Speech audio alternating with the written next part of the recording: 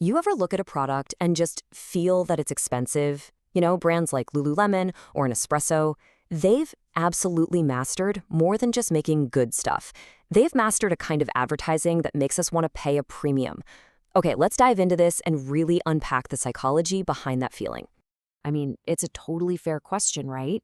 How on earth do these brands convince us to pay so much more for something that, let's be honest, might not be all that different from a cheaper option?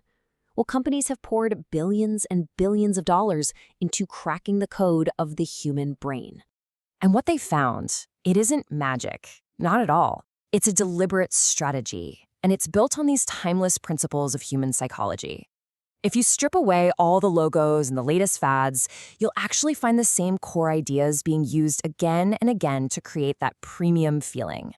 So here's the crucial part. All premium brands, and I mean all of them, from German car companies to Italian fashion houses, they all share three fundamental principles.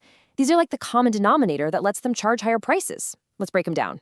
The first, and maybe the most important principle, is exclusivity. But listen, this isn't just about making something scarce or hard to find. It's about creating a story, a narrative around the product that makes owning it feel special. The product itself almost becomes secondary to the status that comes with it. And to see this in action, we have to jump in a time machine and go all the way back to 1929. The car market back then was just flooded with these mass-produced, affordable cars from Ford and Chevy. So brands like Packard, they were really at risk of becoming totally irrelevant. So they did something that seemed completely backwards. Instead of trying to compete on price, which they couldn't, they launched a campaign aimed at this tiny, elite slice of the market. And the wording here is just key. For a discriminating clientele. See, Packard wasn't selling a car. They were selling membership to an exclusive club, one that was all about craftsmanship and prestige. And you know what? It was a massive success. This is another brilliant example of how you can create exclusivity just from a unique angle. So with all these public health concerns popping up, Lucky Strike didn't hide. They reframed the entire conversation. This one word, toasted, created this unique quality that positioned their product as a premium, more refined choice. It completely sidestepped the whole debate. Genius. Okay, let's move on to the second principle, which is identification. Exclusivity, that gets people's attention, right? But identity is what keeps them locked in. Premium brands, they don't just sell you a product. No, they sell you a better version of yourself. The product becomes a kind of mirror, reflecting who you want to be. So by the 1950s, Chanel No. 5 was already a huge premium product. But new competitors were starting to pop up. And more importantly, their customers were changing. Women were becoming more independent, and they wanted products that reflected their newfound confidence and sophistication. Chanel had to adopt, and fast. So what did they do? Instead of talking about ingredients or the scent, they launched this incredibly bold campaign with a simple, powerful claim. This wasn't just an ad, it was a statement of identity. It positioned the fragrance as the ultimate symbol of elegance, basically making every woman aspire to be the kind of person who wears Chanel No. 5.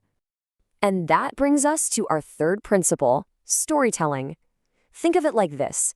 If exclusivity makes you want it, and identity makes you see yourself in it, then storytelling is what makes a brand unforgettable.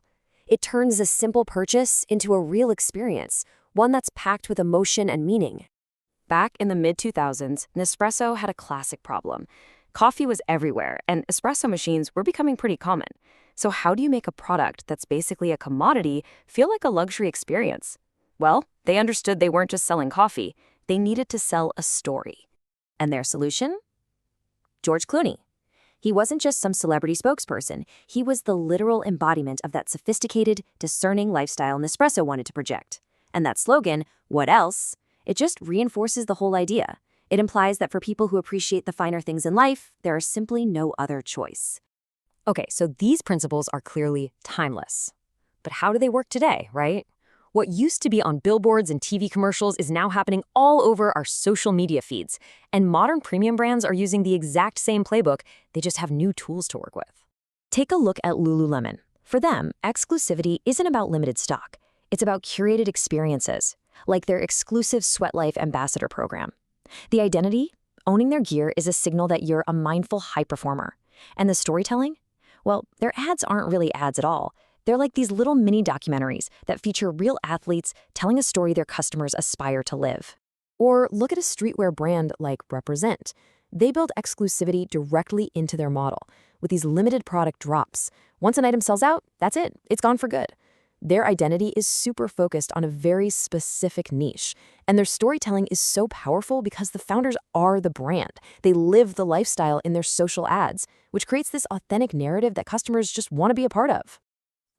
Seeing these examples makes one thing crystal clear. Premium branding is all about creating a world that your customers want to step into.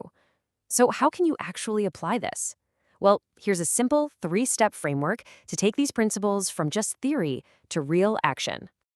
Okay, so it all starts with mapping your customers' psychology. You have to understand them on a really deep level to find out what exclusivity actually means to them. Next, you define your marketing vector. That's a clear direction that keeps every single ad on brand, even when you're pushing for sales. And finally, you optimize.